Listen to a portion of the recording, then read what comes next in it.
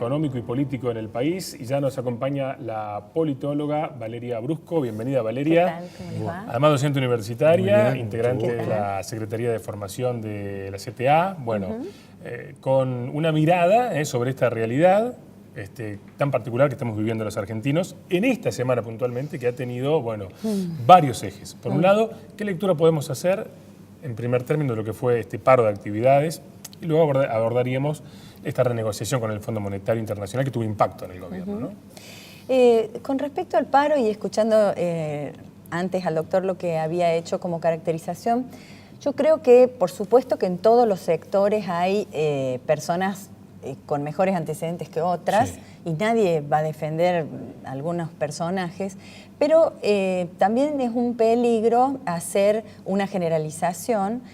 A mí me parece más interesante pensar qué están defendiendo los trabajadores cuando se organizan, ¿no? El paro en sí mismo es una medida de protesta porque está buscando mostrar algo que no está andando bien. Y no es una medida aislada, o sea, viene siendo meses meses y yo diría ya años. Estaba tratando de recordar, empezó el gobierno de Macri con el problema de los tarifazos. Y uno pensó, bueno, a lo mejor era esto y este sacudón y después las cosas se acomodan. No dejó de avanzar sobre los sectores trabajadores, asalariados, en distintos ámbitos, con los salarios, con la inflación, la devaluación del peso. Entonces, que haya manifestación en la calle, que haya paro, no quiere decir que todo está andando bien y la gente no quiere ir a trabajar. Está mostrando que hay una realidad que necesita que se corrija, ¿no? El gobierno no logra reencauzar la economía. Esta semana se presentó la renegociación del acuerdo con el fondo. ¿Logrará el gobierno a partir de esto mejorar su credibilidad o es negativo para el gobierno? Yo estuve viendo, es muy pronto, ¿no es cierto? Fue ayer el anuncio, o están siendo los anuncios. Todavía ni siquiera sabemos bien si esta nueva fórmula de los agregados monetarios va a ser estricta. Hay quienes dicen que bueno, que no, que en diciembre cuando haga falta pagar los aguinaldos se va a liberar. O sea, ni siquiera sabemos bien cómo es. Pero yo estuve leyendo en diarios económicos especializados y hay una gran sensación de fragilidad de todo. Cada punto es tomado como vamos a ver. La agencia, la Standard & Poor's, que hace la calificación de riesgo del país, ha dicho que dentro de 2 meses está viendo si cambia porque ya le puso de estable a negativo la calificación. Todos los días estamos mirando cuánto el riesgo país sube o baja, cuánto se mueve la calificación de riesgo, ni hablar del dólar. Entonces me parece que es muy frágil la situación del gobierno. Yo trato de pensar en cuáles son los apoyos que tiene el gobierno y en un programa de este canal que viene en mayo, junio, trataba de hacer ese ejercicio y pensaba, este gobierno fue elegido con una coalición nueva, digamos, la primera vez que la derecha se organiza como partido y gana, y entonces trató de construir algunos apoyos. Los gobernadores fueron una fuente porque no tenía mayoría parlamentaria, entonces los gobernadores. El campo era otra, la industria. Poco a poco, cada uno de esos sectores, y un gran sector que podemos decir sin organización, que es la clase media, que votó ampliamente al gobierno. Ahora, estos otros sectores organizados, poco a poco han ido diferenciándose y retirando el apoyo. Tenemos los gobernadores que esta tarde, no sé, cuando el programa se pase, claro. Ya habrá sido la reunión de los gobernadores, digamos, del peronismo no kirchnerista. Claro. Es el peronismo federal. Claro, que es un grupo de gobernadores que estaban en una situación de diferenciarse del kirchnerismo y beneficiarse de los primeros giros de dinero que el gobierno hizo. Ahora, esos gobernadores ¿por qué van a apoyar el gobierno en semejante fragilidad?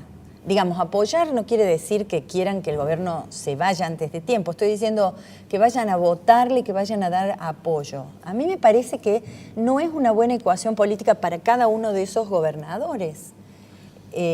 Tal vez, perdón, ¿no? Digo, por un lado, estos gobernadores tal vez buscarán asegurar que el escenario para el 2019 no sea realmente peor o mucho peor, por lo menos un sector del peronismo.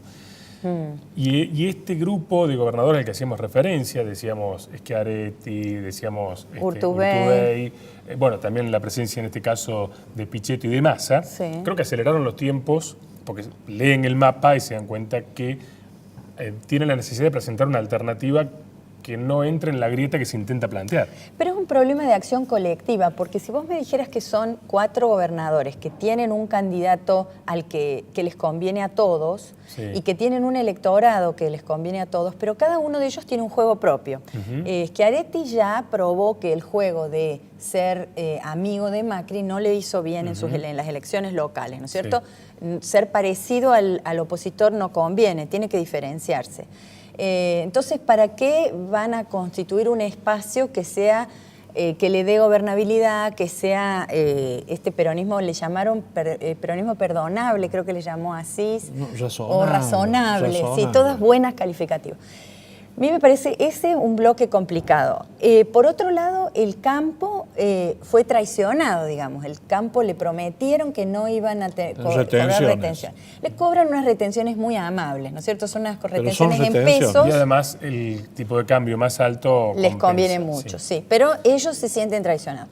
La industria está con graves dificultades, ni hablar de las pymes. Entonces, y la clase media ya ni siquiera los medios, como le llamamos algunos más importantes o hegemónicos, por ejemplo, Clarín ya ha titulado, el ajuste le llega a la clase media, está perjudicando a la clase media. O sea, el poder adquisitivo ya se nota. Entonces, realmente no entiendo por dónde es que el gobierno va a rearmar las piezas. Yo le quería decir algo acá a la licenciada. Yo fui convencional constituyente en Santa Fe en el año 94.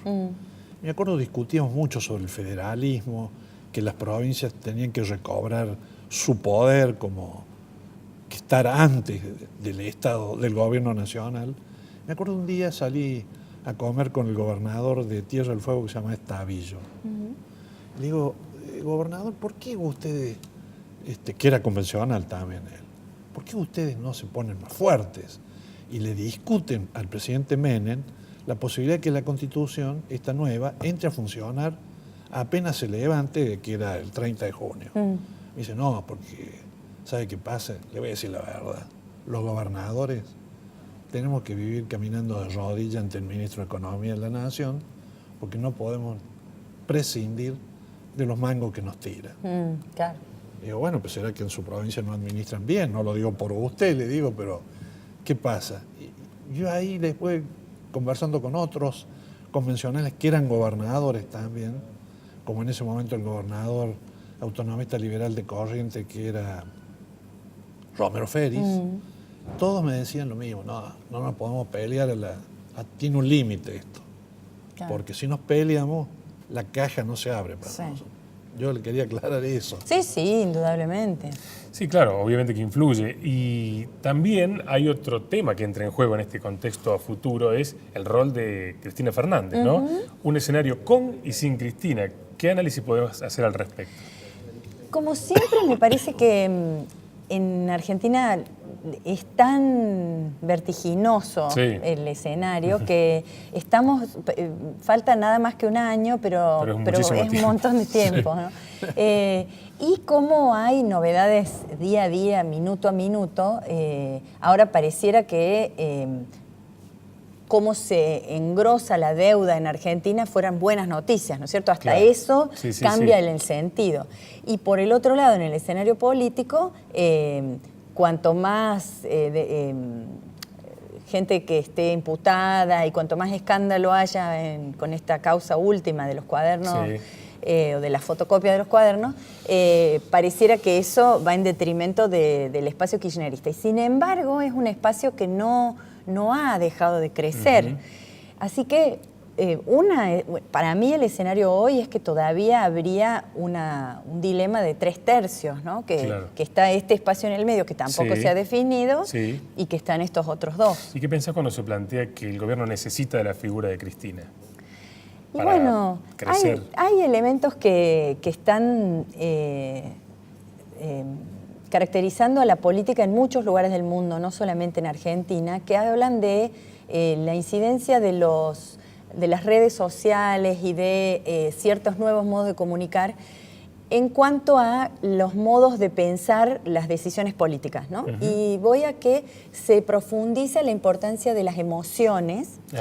Al haber una información mucho más breve, ¿no? El Twitter tiene no sé cuántas palabras, es mucho más rápido, la gente no lee los diarios como de la vieja prensa, claro, sí. sino que es todo mucho más todo de mucho, sí, de alto impacto. Mucho más rápido, sí. Entonces, una foto y una sensación de eso me gusta o eso no me gusta va como generando grupos y afinidades que tienen una característica más emotiva.